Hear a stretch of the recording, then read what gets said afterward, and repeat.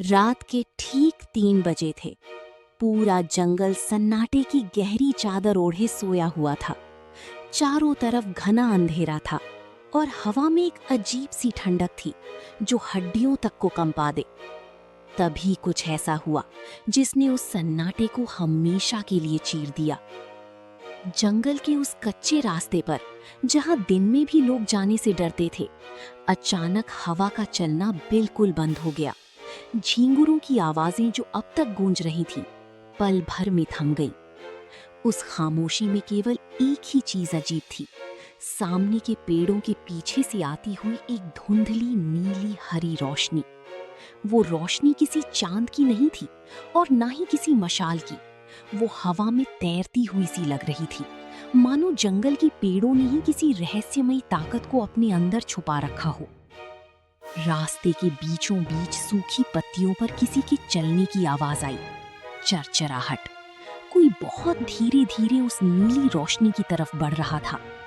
पेड़ों की घनी परछाइयां इस तरह हिल रही थीं, मानो वो जिंदा हो गई हों और आने वाले का रास्ता रोक रही हों। जैसे ही घड़ी की सुइयां 3:05 पर पहुंची, रोशनी के बीच एक साया उभर कर आया।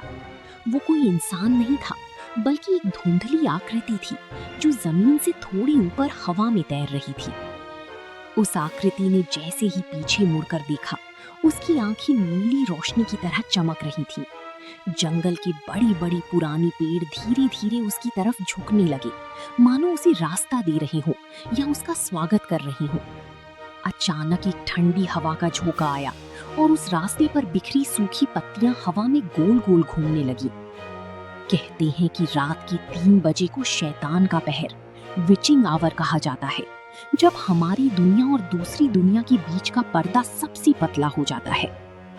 ठीक 3:30 बजे वो नीली रोशनी अचानक गायब हो गई। झींगुरों की आवाजें वापस लौट आई और हवा का वो भारीपन भी खत्म हो गया। सुबह जब गांव के कुछ लोग उस रास्ते से गुजरे, तो उन्हें वहां किसी के होने का कोई सबूत नहीं मिला।